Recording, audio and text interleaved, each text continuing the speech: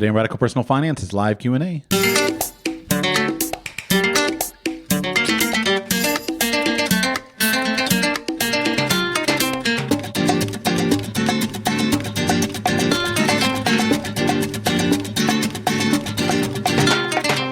Welcome to Radical Personal Finance, a show dedicated to providing you with the knowledge, skills, insight, and encouragement you need to live a rich and meaningful life now while building a plan for financial freedom in 10 years or less. My name is Josh Rashid. Today is Friday, November 17, 2023. And on this Friday, after a long hiatus, we have a live Friday Q&A show. Welcome.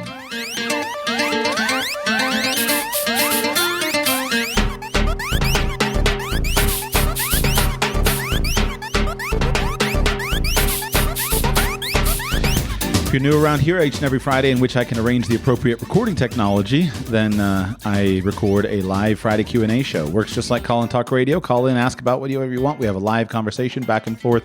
Gives me a chance to connect with you on a deeper level, answer questions, comments. You get to bring up topics that I might not bring up, answer questions in a more interesting way, and get a little bit of personalized insight and advice. And I thank you, the many of you who join me for these Friday Q&A shows. If you would like to join me for a Friday Q&A show, you can do that by becoming a patron of the show. Go to patreon.com/radicalpersonalfinance, patreon.com/radicalpersonalfinance. Support the show on Patreon, and that will give you access to one of these Friday Q&A shows. I'll notify you in advance, and then you can call in and talk about whatever you like. We begin with Andy in Indiana. Andy, welcome to the show. How can I serve you today? Hi, Joshua. Thanks for taking my call. I think the sort of high-level picture of what I wanted to ask was, how do you manage, what mental models and tools and decision-making frameworks do you use for somewhat open-ended, hard to define things like which job should I be applying for, or which of these jobs that I've applied for should I take, or buying used cars, I feel like is similar. So the specifics of my situation, my medium-term goal is to move from a on-site technician role, company I'm with, to a completely remote non-technician role, going from hourly to salaried. I started working down that path a few months ago, and then they completely closed down a lot of salaried hiring. So that's not available at the moment to me. However, they're still doing internal hiring for other hourly roles. And so I do have the option to take or to apply for and or take some slightly higher level hourly roles doing different work. My intermediate term goal is I'd really like to get away from, I'd like to do something different than what I'm doing. I've been in the same role for several years. I'm not finding it challenging or stimulating. The schedule's got less appealing, et cetera, et cetera. So I'd like to get out from that. I also think I'm not going to get any more qualified to move up doing the work I'm doing. And I could go do 6 months or a year, whatever, of some other role and be more qualified for the eventual job that I would like to get.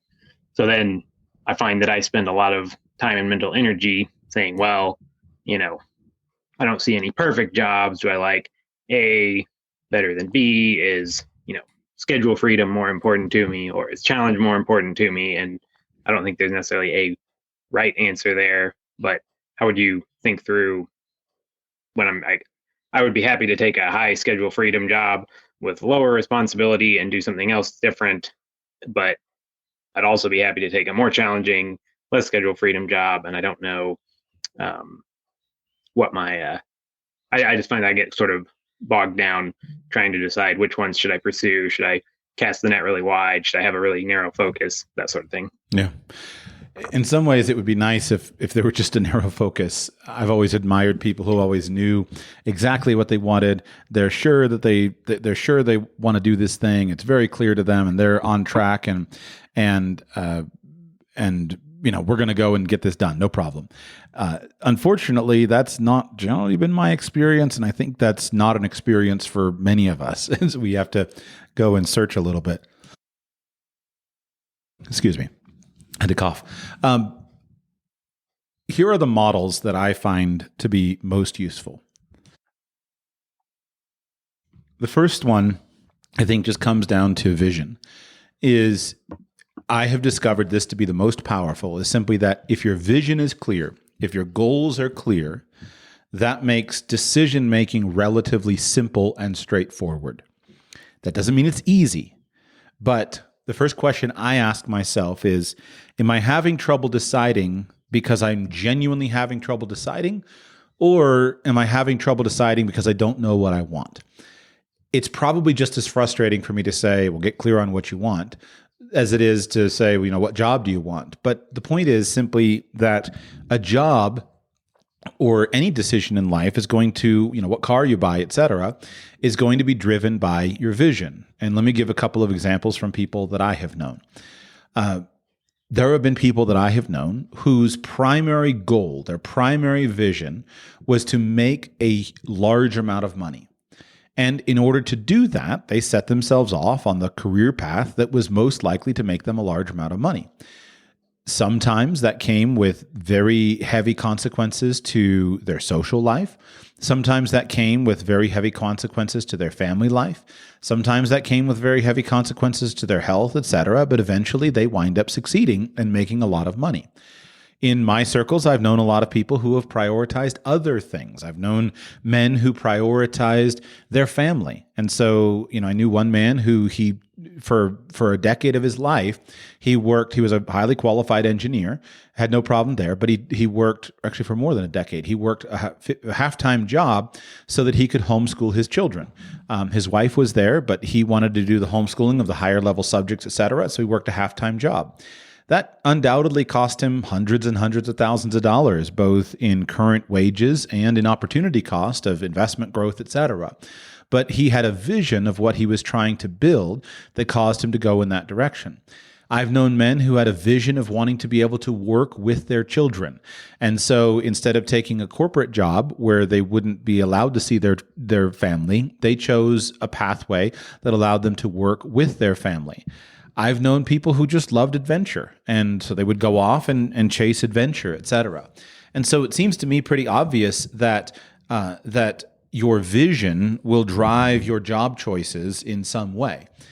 I myself, my vision of freedom and control over my time, control over what I want to say, control over what I want to do, et cetera, has driven each and every one of my decisions. And there's been many times when faced with a decision that I've said, well, am I going to do this certain pathway? Am I going to go down this path? And I realized, well, Joshua, is your vision still that you want freedom or honesty or liberty, et cetera? Or is your freedom that you want to make more money? You'd probably make more money if you took this path. And generally, I find that if I'm clear on my vision, then things fill in. Let's use a vehicle analogy to make it clearer, right? Your vision of what you want to do with a vehicle drives your choice. The choice of whether you buy a pickup truck or whether you buy a sports car is driven by your vision of how you imagine yourself driving it. The vision of whether you buy a nice big Jeep that you're going to take off-roading every weekend or overlanding every weekend up in the mountains is different than your vision of buying a little two-seater to get you around in the city. Your vision of a new car versus an old car is driven by, your decision of a new car versus an old car is driven by your vision. And so one of the things I've noticed in financial counseling over many years now is that when somebody doesn't know what to do, my best work is not generally going to be to tell them what to do, but rather to try to help them get clear on what they want by sometimes laying out alternatives, suggesting courses of action. Sometimes I'll suggest a course of action and just see how they respond or react to it. Sometimes you want them to kind of glom onto an idea and say, yes, I really want this, I really want that. Sometimes you want them to just recoil from an idea, and that recoiling from a certain thing helps a lot. And so I believe that if you're having trouble knowing what to do, then generally speaking, the most fruitful area of focus is to say, what kind of vision do I have? Now, I can anticipate the next thing. Well, I have multiple visions. Okay. Or there's multiple things I could be happy with, or I could be contented with multiple pathways. So there, I think that one of the things that we want to play with is the vividness of a description. And so I have found for me, one thing that's been helpful is to just take an idea, and this works well for me. I'm not a very mechanical guy. I'm an idea guy, so I can manipulate images and ideas in my head very easily. But I'll take an image and I'll just blow it up. And I'll say, what if I were hyper successful at this job? I've shared publicly that was one of the things that caused me to leave financial planning in the formal sense to go after radical personal finance. I took my current, more standard job, and I said, what if I'm hyper successful at this? And I imagined myself as a managing partner of a big firm with the money and the schedule and everything like that. And I said, okay, now I know what that looks like. Then I took my, I checked out what does failure at that mean, but I wasn't worried about failure then. Then I took my alternative path and I said, what if I'm hyper successful at the alternative path? And I sketched out what that would mean. And then I said, what if I got a complete failure at the alternative path? And what I found is that I was more excited about even being a failure at the alternative path than I was about being hyper successful at the known path. It just wasn't very exciting to me. So amplifying and differentiating them is, I think, sometimes useful. And this leads me to the next one, which is regret. Is that I think a lot of times you should ask yourself, which choice am I going to regret more? And which regret am I more likely to have? So that word regret, I think, touches at a core emotion that for many of us is a very off-putting emotion that we don't want to experience. But we can understand it a little bit if we engage with it. So here I think of, let's say you're in college and you say, well, I could stay up late and I could study for this exam and get an A or a B, or I could go to this, concert with my friends. Well, what am I more likely to regret in the future? Well, it would depends on what happens with it. If this A or the B on this exam is the thing that's going to mean you either flunk out of college or suffer some massive problem versus being very successful in college, then certainly you would want to study. But generally speaking, you probably have things mostly in hand, and the fear of regret is just something to illustrate to you that I should go with my friends. This is a component of what I'm doing. Or not pursuing things that are interesting. I find, at least for me, the fear of regret is, and actually the emotion of regret. I try to discipline the emotion of regret because it's kind of a worthless emotion when it actually happens. We all make the best choices at the time with the information that we have. We do the thing that seems best to us. If in hindsight later we would make a different decision, we can't blame ourselves for that or engage in this feeling or emotion of regret. After all, we did the best we could with the information that we had. All we can do is go on and make a different decision in the future. So I don't like the actual feeling of regret, but I like harnessing thinking about the fear of regret as a way of identifying the differences between things. So vision, regret, consequences is the next one. I would just say, I wish I had a better, beautiful name for this, but there are some consequences, and here I'm mostly thinking about negative, although they can be both positive and negative. There's some consequences that I'm willing to accept. So for example, losing money, losing some amount of money, I'm willing to accept it. Losing a grade or failing a class or something, I'm willing to accept that. Death, doing something that could result in death, not really willing to accept it. Divorce, not going to do something that's going to result in that as a consequence. There are a few others. Bankruptcy is serious. I'm willing to consider bankruptcy as a reasonable consequence if the benefit of success is big enough. But in general, if something's going to wipe me out, you generally don't want to do that. And bankruptcy has a different impact depending on where you are. If you're 20 years old and you didn't have a fortune, or you're 30 years old and you hadn't made a fortune yet, and you pursue something and you wind up bankrupt, big deal, not a big deal. On the other hand, if you've got $100 million in the bank and you're 50 years old, the costs of going bankrupt at that time are much more significant. And so you'll consider the costs on a varying way. I guess the final one is one that I've said publicly many times, but I haven't heard anyone say it except I can cite where I learned it, but it just comes from Stephen Covey's Win-Win or No Deal. But over the years, as I thought about decision-making through the lens of practicing that habit of always going for a win-win or no deal outcome, I realized that in decision making, making decisions where you have one good option and a lot of bad options is easy because you just choose the good option. The only thing that's hard about decision making is either when you have multiple good options or you have multiple bad options. So that's what's hard. So how can you change a decision from having multiple good options to having one great option and no good options, or sorry, one option that's, you need to have clear disparity of your decisions. You're trying to choose, and so if you have decisions that are kind of similar, then you have to figure out how to make them different from each other so that you can differentiate between them. Because at the time at which you have a good option or a great option, as contrasted against non-good options, then your decision will now be easy. So even if you have multiple good options or multiple bad options, the process is the same. There's two pathways you can go down. Pathway number one is you can look deeper at those decisions until you can understand more clearly what the costs and benefits of a decision are. So you can say, well, if I go down option A, I might only be making, I might be making 20% less on day one, but that's going to put me in a pathway to make 200% more on day 1001. And so that's actually more alluring to me. Or another guy might say, you know what, if I go down option A, there's a good chance I might lose my job entirely, but option B is a much safer thing, and I don't want to be without a job, so I'm going to stick with option B. So we try to amplify the attributes of a decision in some way until in our mind, with our own kind of punch card, the decisions are now different.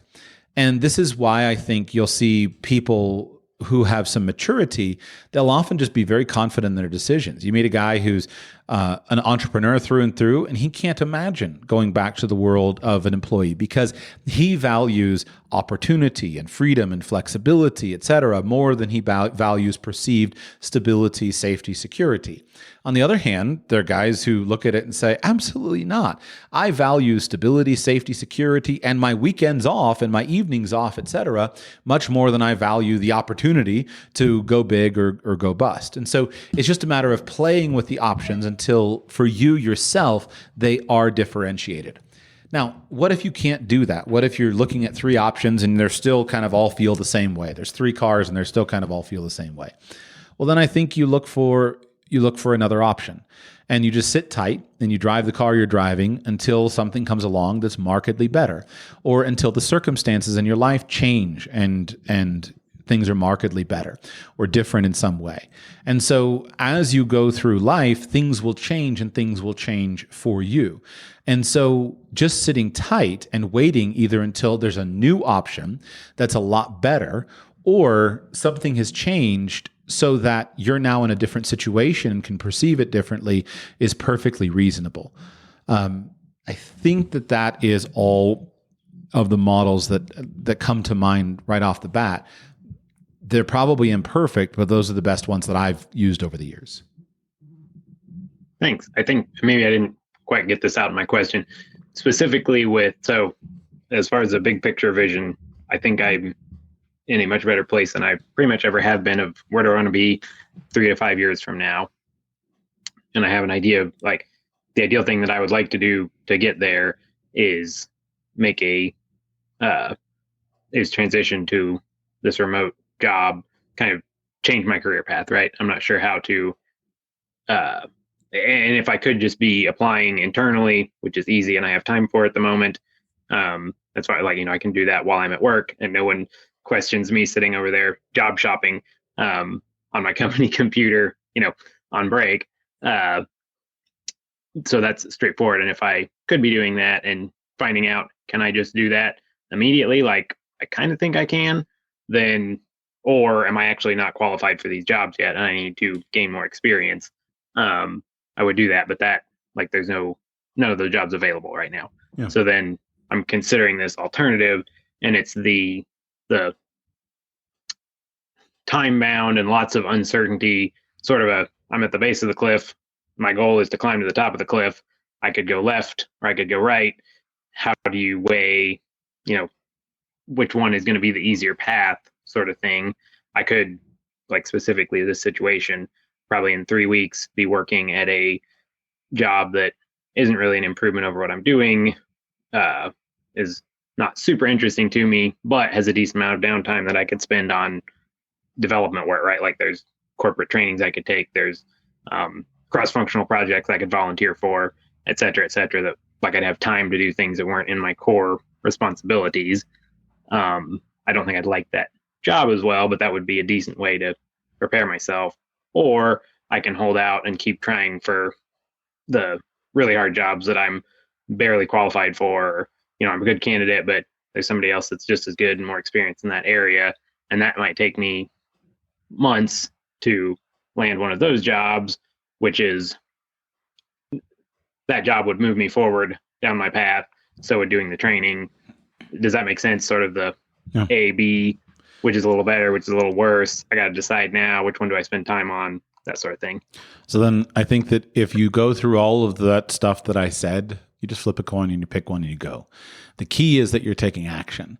And so I would apply for the jobs and I would set a time bound. So meaning I would say, all right, sounds like the ideal path would be to get the higher, better job that I'm not sure if I'm qualified for. So what can I do? First thing I would do is go and find somebody who is in that job or who is over that job and take that person for lunch or sit down in the office and just ask for a meeting and say, I want this job. What do I need to do to be qualified for it, and how can I qualify myself? And find out if there's a reasonable pathway to qualification for that. And in most cases, if you just simply go to somebody who's in that job and you say, I want your job, how can I be, or probably slightly better, I want to be your coworker. I'm not sure if I'm qualified right now. Can you tell me what I would need to do to become qualified? They can lay it out. If a guy's working as a secretary in an attorney's office and he wants to become a paralegal, then all he's got to do is ask a paralegal how to do it, and a few months later, he can be a paralegal. If a guy's working as a paralegal and he wants to be a lawyer, all he's got to do is ask a lawyer how to become a lawyer, and in a few years, he can be a lawyer. If a guy's a lawyer and he wants to become partner, all he's got to do is go to partner and ask him, what do I need to do to become partner, and then do the stuff. And so qualifications are things that can be achieved fairly quickly generally. And the process of being ambitious and going and asking for what those necessary qualifications are is often an important step in bringing yourself to the notice of those who are around. And so whoever is involved in that department or in that job, et cetera, then I would systematically go and make your interests known. Everyone knows, employers want people who want to have the job, and it's hard to find people with motivation. And so I think that shows motivation, et cetera.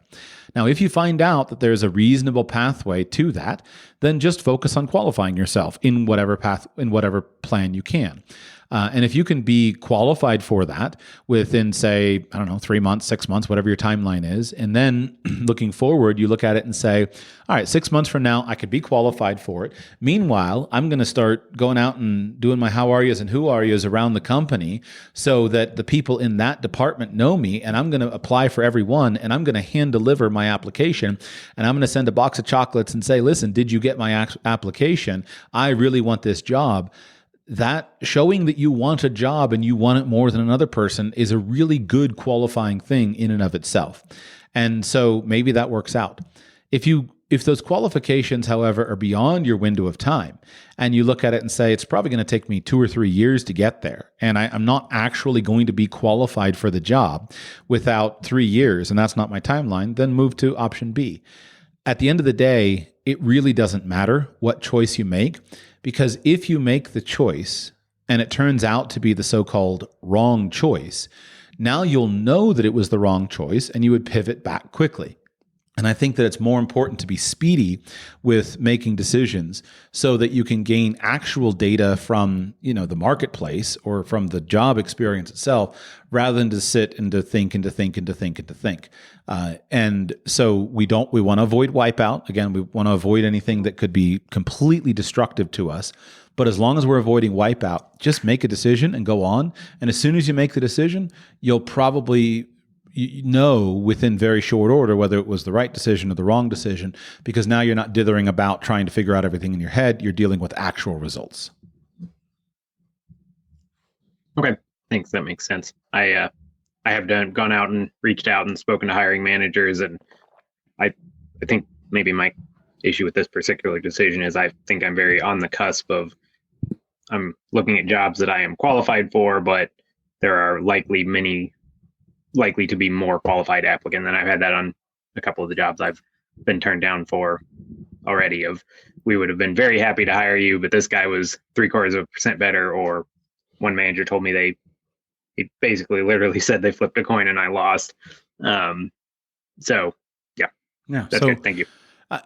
Beyond as far as any details of that, you're on the right track. I would just add, go from there and make sure that you're expressing your desire, because if things are that close, I mean, you know as well as anyone, if you were hiring someone to work beside you, you would want someone who really wants the job. And so express the desire and try to do that in a stronger way, in addition to the straight out qualifications.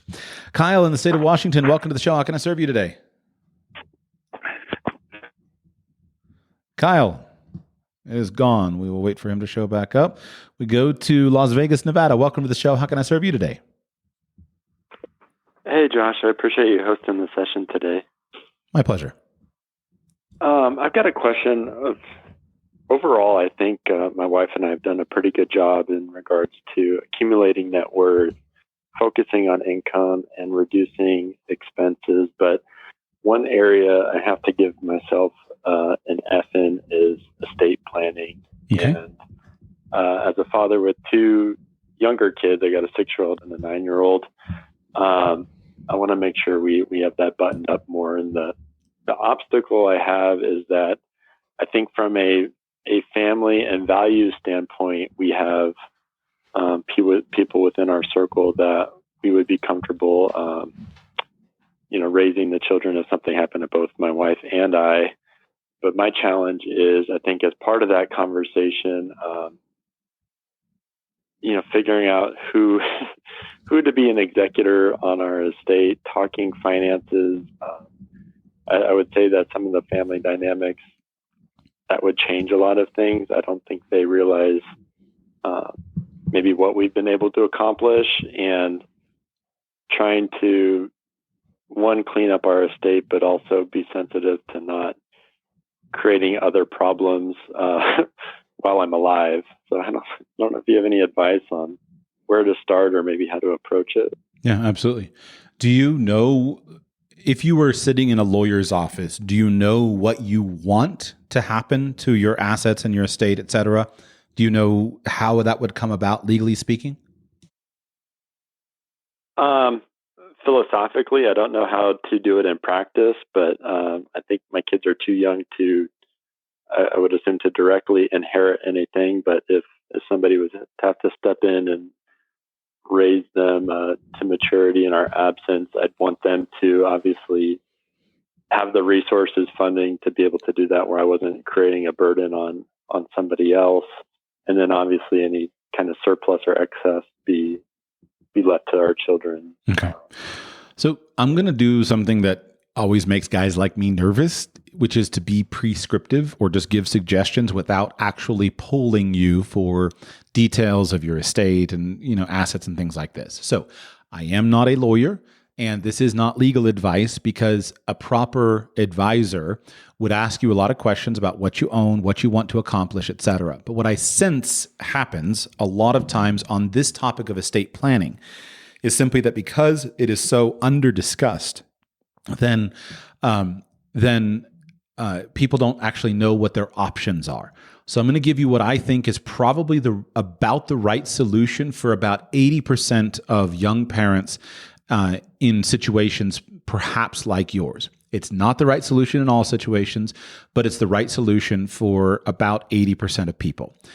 Basically, if you have a decent amount of assets, and those assets can be created based on investments that you've made. Those assets can be created just purely on life insurance that you have. It's not unusual for a young father to have $3 million of life insurance. Well, guess what? That's a lot of money, and your kids can't inherit it, so you need an estate plan for it, et cetera. And so if you've got a few $1,000,000 or you're on your way to a few $1,000,000, but you don't have anything that's super sticky, for example, you don't own a business that you're a 50% interest in or something like that requires specific planning about what would happen to the shares of the business, or you don't own a family, you're not a part of a family trust of some kind or a family business that's passing down, et cetera. You've just got some money, you've made some good financial decisions, you've accumulated money, it's spread across a variety of normal assets, you have equity in your house, you have vehicles, you have 401k accounts and other retirement accounts, you've got some physical assets, you've got some insurance, and you've got some other, investment properties and things like that. What I think, and let's assume that there's no special needs involved, et cetera. What I think makes, and you're young, there's no reason to expect that you're going to die. It's just a matter of covering your bases, having a will, et cetera. So the basic thing that you want to do is have two things accomplished. Number one, you want to designate the ideal person that you want to be the guardian for your children. And hopefully there would be a few. So ideally you would have 3. In my will, I have 3. So if my wife and I are dead, I want this person to raise my children, to be the guardian of my children. If that person is unavailable or unwilling, I want this person. If that person is unavailable or unwilling, I want this person. Now just know that guardianship, you cannot force guardianship in your will. But what you can do is make it very clear what your desires and intentions are, and that has a lot of weight with the court and a lot of weight with anybody who would be the guardian of your children. So you're trying to establish who you would want to be the guardian of your children, and you're trying to make that clear so that your children can be raised according to your and your wife's vision for them. The second thing that you are trying to do is to make sure that your children are provided for financially, both while minors and also according to your wishes as adults. So if your children were adults, it would be no problem. You could just leave your money to them. Or of course, if you could establish certain restrictions in a trust, et cetera. But the basic problem is that you got a 6-year-old and a 9-year-old, and they're legally incompetent to inherit money, especially a lot of money. And so you need somebody to care for the money. And so thus you're going to need some kind of trust, and you're going to need a trustee to care for the money. And that trustee can be the same person who is the guardian, but it doesn't have to be the same person who is the guardian.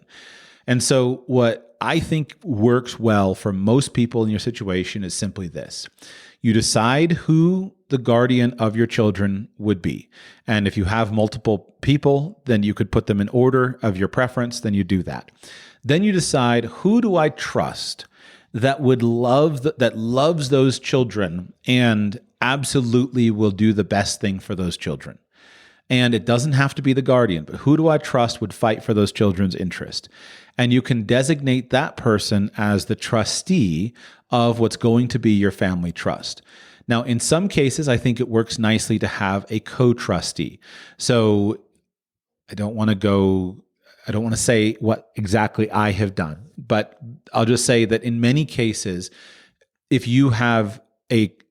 the guardian of your child is a co-trustee with someone else who's not caring for the children, but who's someone else who is competent to be able to just provide supervision and make sure the children are being cared for, then that can be a nice safeguard. Then what you do is you go to your lawyer, and you have your lawyer write a will for you, and inside of your will, you're going to create a testamentary trust. This is a trust that only comes into being upon your death, when your last will and testament is open. So all the trust documents are there, but it doesn't exist. It's not funded. It's just sitting there in your will. And then in that testamentary trust, you simply designate the trustee or the co-trustees for your assets, and you direct that the trustee or the co-trustees are to distribute money from the trust for the support of your children and for their education and maintenance and support. And I think that if you have a trustee that you are confident in, then you want to give your trustee as much latitude as possible. So in my own trust, I have it written with a wide degree of latitude. I trust my trustee. I've chosen someone that I believe will do the best. And so I want to give that person a wide degree of latitude. And there's plenty of money there in the trust, so they can, they don't have to shortchange it. But the idea is that you want the guardian to know that the guardian can care for the children, and there's going to be ample financial resources to compensate the guardian for his work in caring for the children. So the children are not a financial burden on his finances.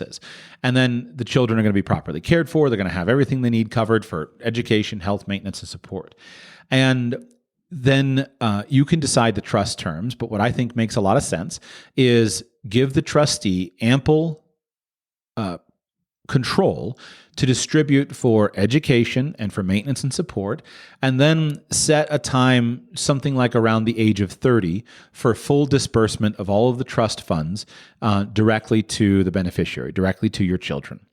Then once you have that trust, then all you do is you simply go through all of your assets and you title as the beneficiary of all of your assets that have beneficiary designations, the trust established under the will of your name. And then any other assets will be handled by the will itself, and you'll direct that all of the assets will be put into that. And then you don't have to direct, but you can just give the trustee the right to sell property. And then, so you would say the trustee, of course, can sell my real estate, et cetera, the family home, all of this stuff can be sold, all of the money can be put into the trust. And then separate from that, you just write your own letter of intent and just write your letter of instructions or letter of understanding to the trustee. And this is not a legally binding thing, but is basically your way of saying, hey, if I died today on November 17, 2023, then I think it would make the most sense for my house to be sold and for my, our rental house to be sold. But I don't think it would make a lot of sense for this raw land that we have over there to be sold. So I would suggest that you as a trustee, that you continue to own the land, but you go ahead and sell these other houses and turn them into cash. Then 5 years from now, you just go ahead and print up a new letter and say, hey, I think now it's time that raw land would actually be sold because of such and such. And again, you would probably sell it yourself if you thought it was time to be sold. But you can write any kind of instructions like that you want, and you can update those whenever you want.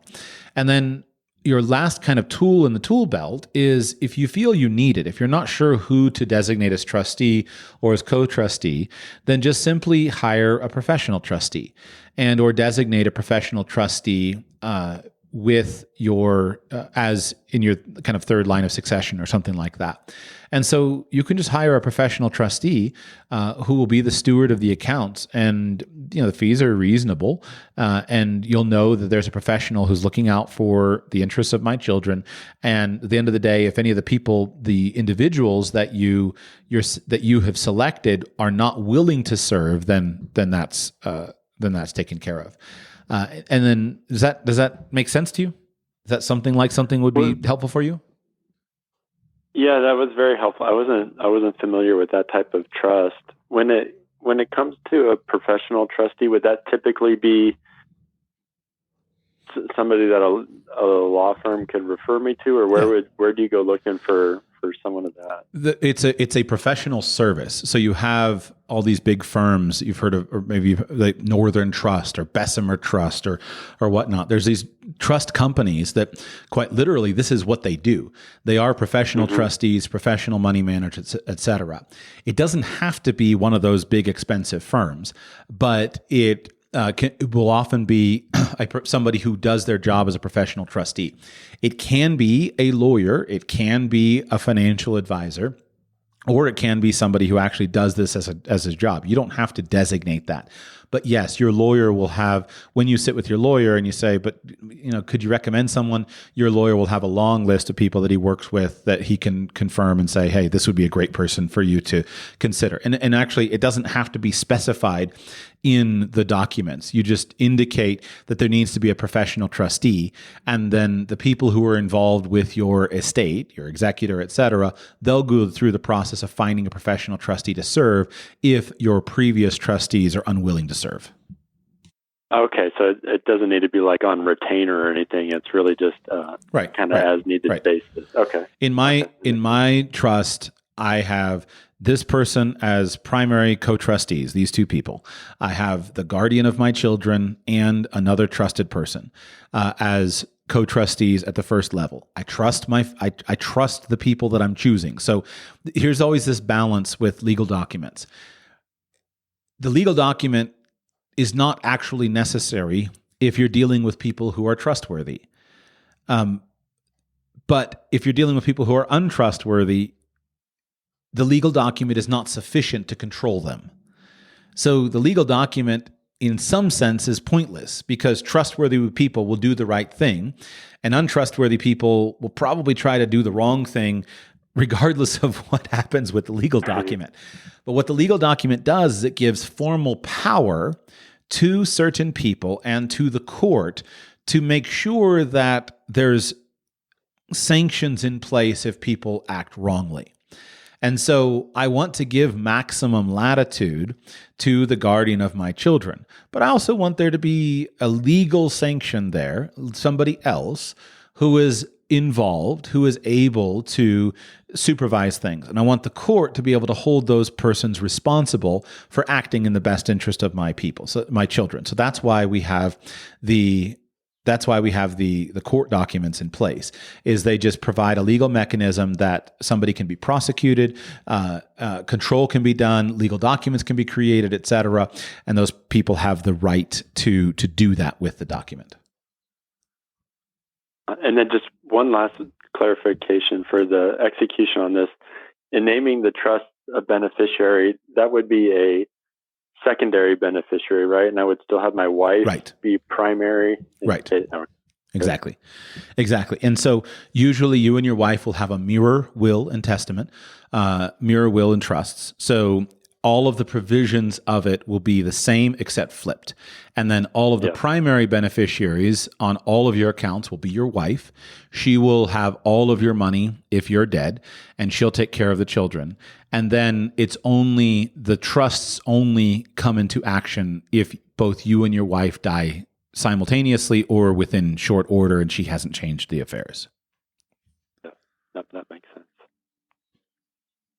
Awesome, Josh. Very helpful. I appreciate you, man. Yeah, my pleasure. And so to cover myself and to be professionally appropriate, like this is just a general outline.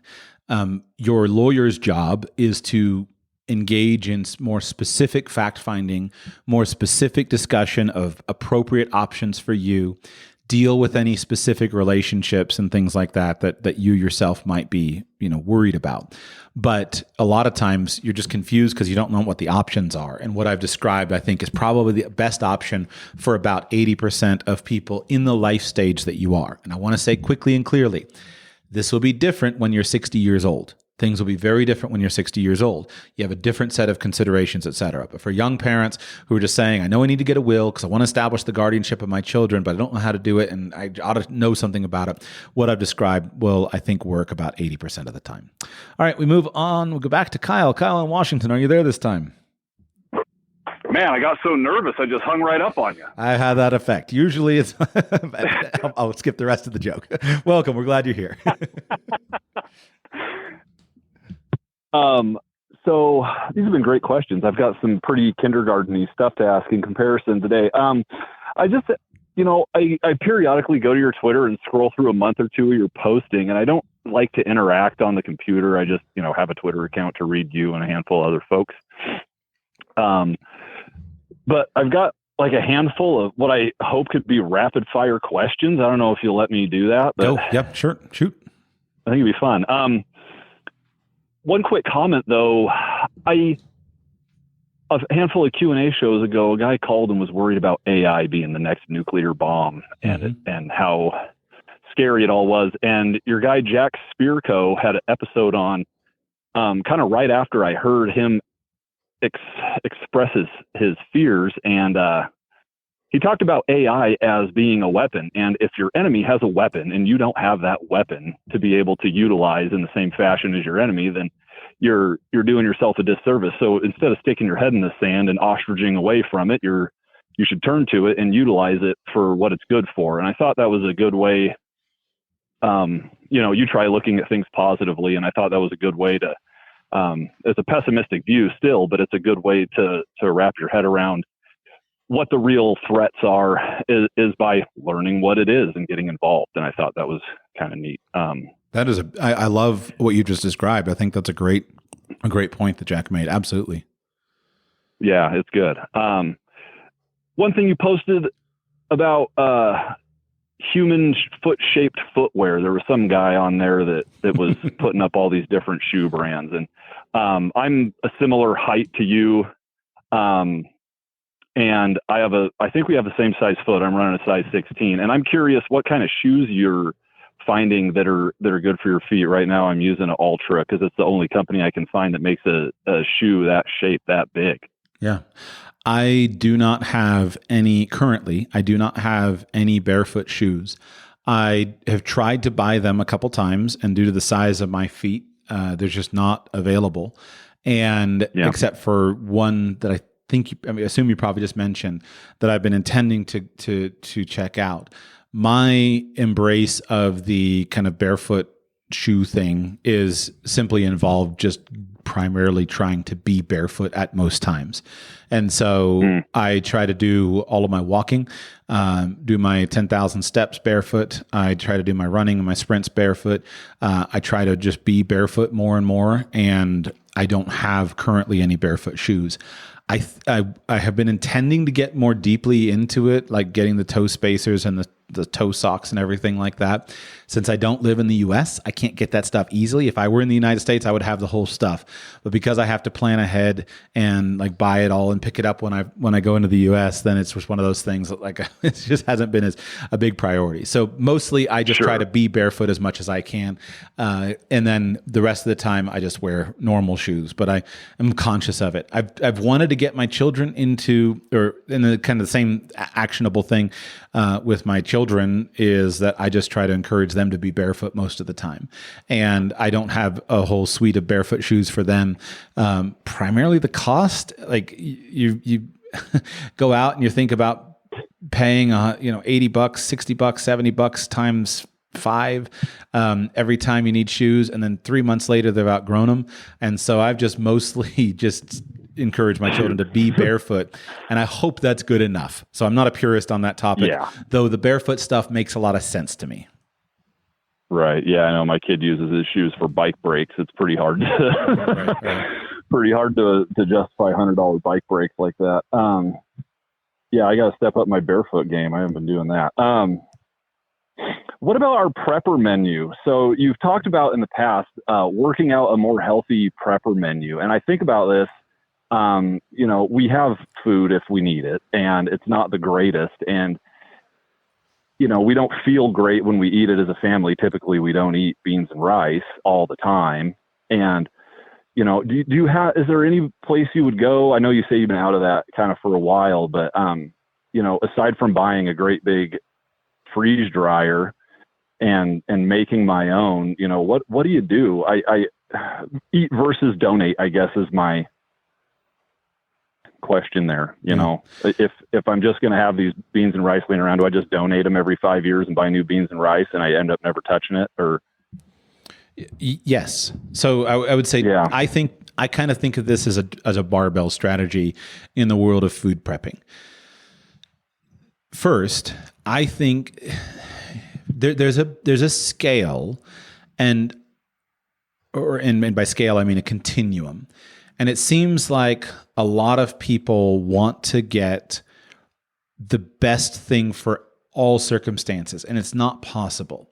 So if you want, for example, the cheapest prepper food is going to be to buy bulk wheat, bulk corn, bulk beans, and bulk rice, to get Mylar bags, seal them up yourself, and set them away in 5-gallon buckets. That's going to be your cheapest way to get huge amounts of calories stored for the long term.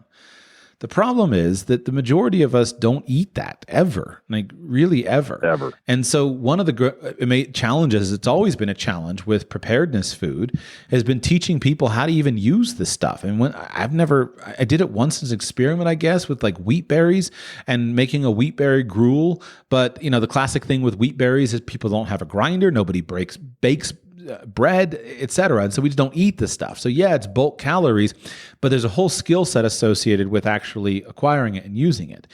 The technological revolution for long-term storage food has been the freeze-dried food. And freeze-dried foods are great. They're tasty. They are, relatively nutritious. They at least have calories, and they last for 30 years. The problem with the freeze-dried food is usually the cost, that they're substantially more expensive than just stocking up on calories. And so you have to ask yourself, am I the kind of guy who has the money that I can just go and buy freeze-dried food and set it away for 30 years and forget about it? Or am I the kind of guy who needs to develop the skills so that I can't solve with money?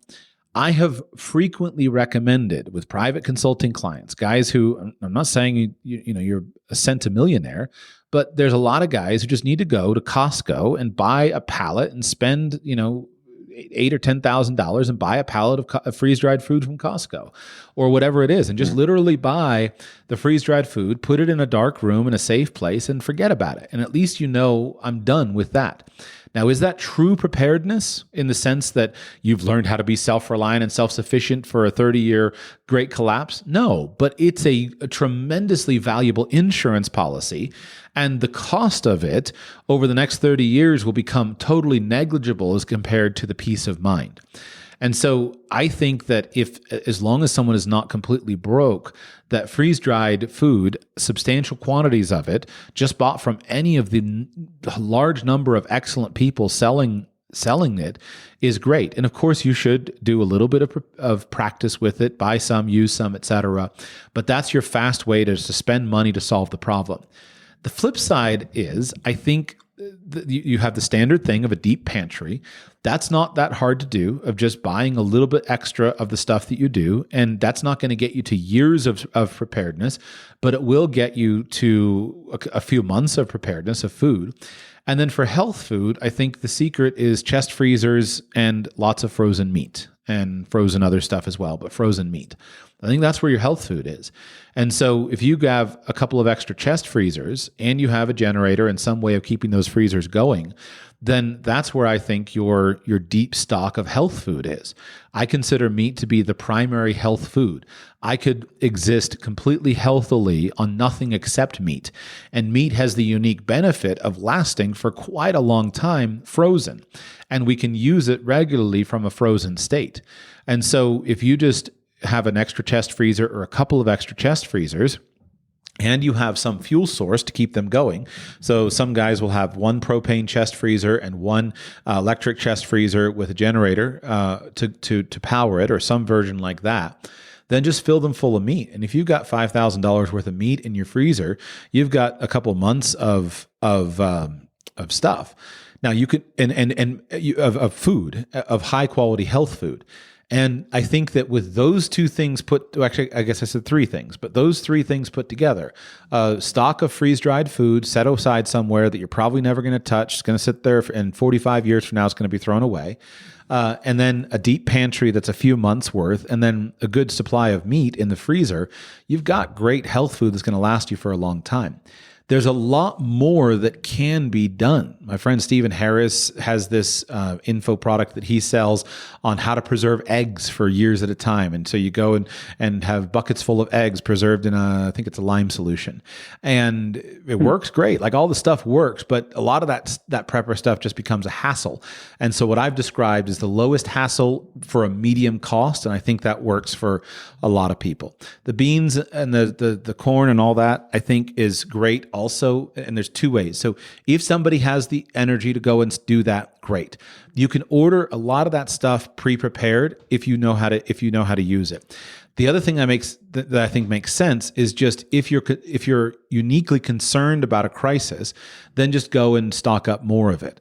And so the classic one that I recommend is just corn. You can, Harris is the one who taught me all the corn stuff, but he does all this stuff with corn, teaches you how to use it and make food with it and whatnot. And so you can just go to Tractor Supply. If there's some kind of thing that you're worried about, then just have on your mental checklist, first place I'm going to go is Tractor Supply, and I'm going to get 30 bags of feed corn. And that 30 bags of feed corn is going to last you through for a couple of years with no special preservation, no buckets and Mylar bags and things like that. But it gives you the ability to feed your neighbors and feed your neighborhood. And if you don't use it, then the cost is so cheap that you're out a few $100 and you feed the deer. Like, it's not that big of a deal. So I think that, I don't have 5-gallon buckets of stuff in my house. If I lived in a place where I could have it, I would probably want it. But I think of it like a barbell strategy, a stock of freeze-dried stuff, a heavy pantry, and heavy meat in the refrigerator. That's the health food for virtually all things. And the reality is the idea of not being able to buy food for years at a time is pretty unlikely. And so for many people, especially in the United States, food shortages, crises, things like that, they're going to be short to medium term things. And it's not that nothing is available. It's just that maybe not everything that you previously used was available. So as Spirico used to point out, if you've got 3 months worth of food storage, realistically, that 3 months could probably be pretty easily turned into 6 months just with stocking up halftime at the grocery store. And so it's not an all or nothing thing. We're not going to live in a world in which today everything stops. We sit in our homes and eat nothing but stored food for 3 years and then emerge. Like, that's just not. I can't come up with an event in which that actually is the case. Yeah, it happens on TV, right? Not in practice. Yeah. And we're already kind of doing that, right? I mean, that's a heavy pantry and a freezer full of food is just a cost-effective way to exist, as far as I can tell. And so, yeah, like you say, adding to the barbell is a good way to go about it. I read a lot of Peter Zeihan's books at your recommendation, probably 5-6 months ago, for some investment questions that I had. And I'm having difficulty finding counter opinions to him that are reputable. And I'm curious if who have you read that carries a lot of weight in that space and may or may not agree fully with what Mr. Zeihan has proposes probably in our future as a globe. And then I'll stop with the rapid fire stuff. The most interesting one was that I saw Zeihan himself say that he was doing a debate with Ray Dalio. I haven't seen any video or audio of that, but I would look forward to that. Short answer is I have not found. So here's the problem I have with Zeihan. I kind of feel like he is an enormous cheerleader of the United States. And I kind of feel like he's on the CIA payroll, because as somebody said to me, like, the stuff he says is basically an American politician's wet dream. It's like, rah, rah, rah, U.S. is so well positioned. Everywhere else is terrible and whatnot. So I kind of have this feeling that, especially given his background, being involved in those circles and his work in D.C. and his work in years past, I almost feel like he's got a nice check that clears every month from the CIA or from some political group or something, so that he just keeps saying nice things about the United States. But the problem is that he backs all his stuff up with data, and I can't find a compelling data-driven, alternative to that. There are a few people who ideologically don't agree with him. Zeihan basically waves his hand and discounts anything kind of culture related. He's very dismissive of anything culture war related. And I think, fine, that to a degree, like certainly geography is probably more important than culture in many cases, but, culture wars often turn into actual wars. And so who knows? But I feel like that's a weak point that he just kind of glosses over that and doesn't give a lot of credit to that. I find it interesting and slightly maddening how he never talks about he doesn't spend much time in any of his books talking about structures of government. Does government matter? Right? Is there actually benefit in the concept of a democratic republic, an experiment in liberty and ordered liberty like the United States is, or was it just all geography? I wish he would deal with that a little bit, but there are not a lot of people who derive data. Most of the time, I look for his haters, and most of the time, it's just an emotional reaction. And this is a rambling way of saying I can't cite a single name specifically that I would say is kind of someone who is writing in contra to him. Now, I have not looked in the last few months. Maybe something has been developed in the last few months. What I do think is interesting is to spend some time imagining the world on the other side of the nation state. And so I've always thought that the writers of, hold on, let me look. Have you ever read The Sovereign Individual with No. James David? Here we go. Come on. Autocorrect doing its job again. So there's a book, it's 15 years old, called The Sovereign Individual, Mastering the Transition to the Information Age by James Dale Davidson and Lord William Rees-Mogg. It's an old book, but I think it's still a timely book. And one of the things that as a primary lens of analysis that those authors use is basically the logic of violence. And the basic point, it's a hefty book, so it's hard for me to summarize it. But one of their biggest points is they talk about how the logic of violence is basically an inescapable point of analysis. And they describe how in different phases, based upon this transition, based upon the tools of violence, etc., you have different phases. And I have years ago flippantly, I used to say, "Oh, the nation state is only a temporary thing," but I didn't have a clear alternative for it. And it's something that we're so accustomed to thinking of the nation state as supreme that it's very hard for us to even visualize something other than the nation state. The whole concept of the nation state is so built into our mode of thinking, and it's done that way by those who want to see the nation state continue. They're trying to keep it going, and so they want it to be. But the point of the nation state is that it's only a solution for certain things at a certain time. And I'm desperately flipping to try to get my copy of The Sovereign Individual open so I can read to you something from it, because it talks about the stages. And so here is, I'll just read slightly from the introduction, because they do a good job of this. So here we go. The fourth stage of human society. The theme of this book is the new revelation of power, which is liberating individuals at the expense of the 20th century nation state.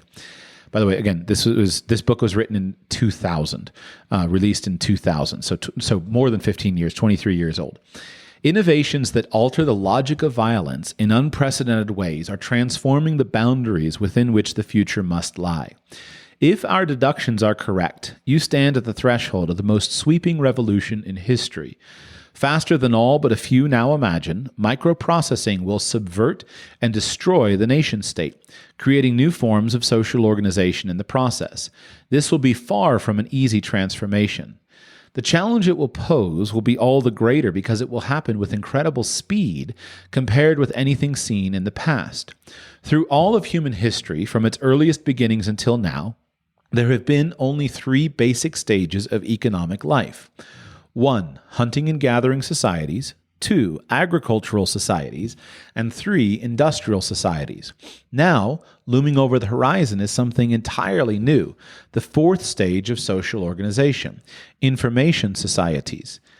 Each of the previous stages of society has corresponded with distinctly different phases in the evolution and control of violence.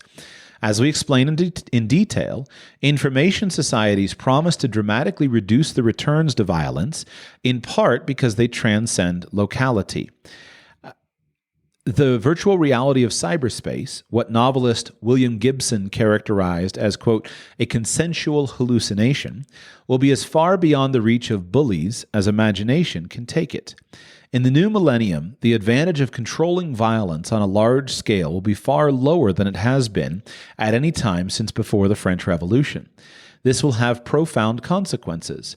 One of these will be rising crime. When the payoff for organizing violence at a large scale tumbles, the payoff from violence at a smaller scale is likely to jump. Violence will become more random and localized. Organized crime will grow in scope. We explain why. Another logical implication of falling returns to violence is the eclipse of politics, which is the stage for crime on the largest scale. There is much evidence that adherence to the civic myths of the 20th century nation-state is rapidly eroding. The death of communism is merely the most striking example. As we explore in detail, the collapse of morality and growing corruption among leaders of Western governments are not random developments. They are evident that the potential of the nation-state is exhausted. Even many of its leaders no longer believe the platitudes they mouth, nor are they believed by others. So I would read the whole book to you if I could, but it's a great book, and I would commend it to you. But it's, I think, one of the more interesting comments on this. And I think that if you haven't read it, this is a good time to read it, because the predictions of it are 23 years in the past, and yet they've held up broadly quite well.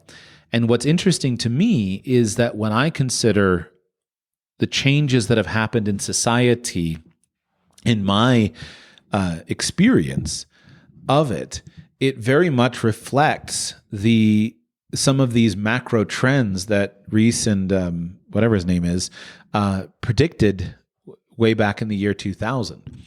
And it's left me, and I think a lot of people, with a great deal of uncertainty. And so, I've been talking recently publicly about why I left the United States. And it's been a very strange emotional process for me, because I identified deeply with what it meant to be an American. And I watched my country completely change and transform.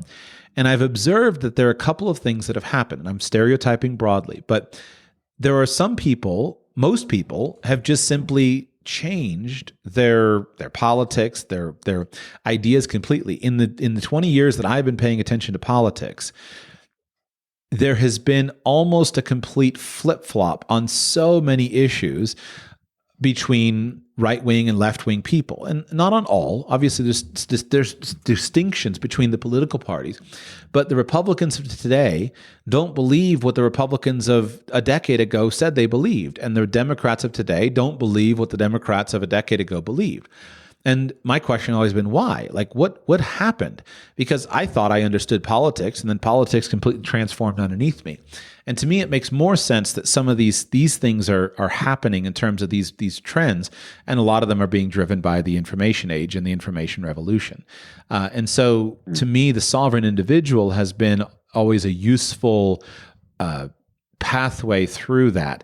And yet it deals with things that Zeihan doesn't talk about. He assumes static, continual change. He doesn't, in his analysis, I haven't seen any consequence or any integration of kind of dynamic events. And he also does everything. He uses politics and geography as his primary. Demographics and geography are like his big tools, but I think that there needs to be some conversation about the nation state itself, and are there things to do that?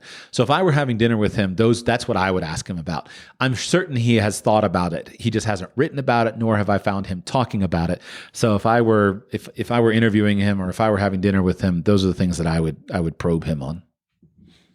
Yeah, that's interesting. My wife and I were talking about that very thing. With how do you reconcile the leader of the communist world coming to California and everybody going and shaking hands with the guy versus what if we didn't do business with them, and what does that look like with our culture the way it is? Who starts the manufacturing back up if we quit doing business entirely over there? That type of thing. Right. Those type of questions are really hard to answer. And then you look at Zeihan, and I don't know, there's these big gaping, maybe not big gaping gaps in his logic or what he decides to analyze, but what else is he missing? And I don't see anybody dropping big chunks of what he's missed in front of me. So I appreciate the recommendation. It's good to, I don't know. I think it's good to look and obviously try and, if it's something you agree with, turn it upside down. And if you're just trying to learn, then you should do the same thing. Right. Shake it out and see if it holds up. Yeah. There are other people, just to be clear, there are other people who write on some of these topics. I haven't read all of them. I've read some of them. I think Tim Marshall's book, Prisoners of Geography, I put that into into our homeschool curriculum. My eldest just read that last semester. I think that's interesting. I've been reading a couple of Jared Diamond's books. I read his book Crisis a couple of years ago, and I'm in the process of reading Guns, Germs, and Steel, which I never read. He's an interesting perspective. Neil Ferguson is interesting. Ian Bremmer has some books that are on my list. I haven't read his stuff yet. I've read all of George Friedman's books. Zeihan used to work for Friedman, and I like Friedman's stuff. It's in many ways very similar to Zeihan. So those are interesting. It's an interesting space. It's a very unique space, that idea of predicting the future, because you can pretty much say and do what you want. People see what they want to believe. But I respect Zeihan enormously for his defense, robust defense with good data of his events. But I continue to believe, I believe that, number one, people can change, and number two, I believe that God is in control, sovereignly ordering things according to his macro plan. So that religious dimension is an element that certainly Zeihan gives no accounting to whatsoever, but that I myself do. So those are my comments. Anything else? We finished the rest of your questions, or do you have anything else? I don't know. I mean, they're kind of geeky. Go ahead. What Rapid do I fire. have on here? These tweet threads, sometimes you put up, there was a really good one about this guy that was smoking a lot of pot, and then he chronicled how he'd quit and all the effects that it had on him and his family, and it was fantastic. And I wanted to share it with everybody I knew that picks a pipe up. And man alive, it got deleted. Yep. Is that the nature of Twitter? I don't spend a lot of time. It is the nature of Twitter. Is that it is, Man. And I've done it myself. It's so unfortunate. When you start getting attention, it's overwhelming. And it's funny because I guess some people like going viral. I've gone viral twice, and both times I've ended up deleting the threads because it was just so uncomfortable to be the subject of a firestorm. It's so different than anything that you are accustomed to. And so if there's anything good, you always have to save it and screenshot it of the stuff that you want. But that issue, lesson learned. I am fascinated with that issue, and I have been rethinking with the issue of marijuana specifically, just drugs specifically. I'm really interested. Yeah. I've been kind of trying to figure out, what do I believe on that subject? I've gone on various sides of it. When I was younger, I was like, well, of course drugs should be, criminalized. Then I got into the libertarian stuff, and it's like, well, who's harmed, et cetera. And then you look, one of the things that's been interesting is that since in my lifetime, then most of those, we've watched, the whole trend has been towards legalization of marijuana broadly, and more important than legalization, broad scale acceptance of marijuana, and then also legalization of many other drugs. I have a hard time saying anything good about anything that's happened in the United States with that. You travel across the country, and it's a hellscape in many places. And it's not just San Francisco, right? You go to the deep south and some of these towns that have been just destroyed. You look at all the stuff that's happened right now with the fentanyl crisis, et cetera, and it's crazy to me. And so yeah, I certainly don't hold to the libertarian position anymore. I keep my mouth shut generally, but it's fascinating to watch. And just this week, speaking of interesting things, just this week I was watching, there's been some video come out of a recent thing that Peter Hitchens, the UK columnist, did. You know Peter Hitchens, Christopher Hitchens' brother? Yeah. Okay, so Peter, I love Peter. I love Christopher. Christopher was awesome. He was my favorite, fiery atheist debater. Peter is his brother, and Peter is equally fiery, but in a totally different way. Peter, he's a Christian, but most of his stuff is political.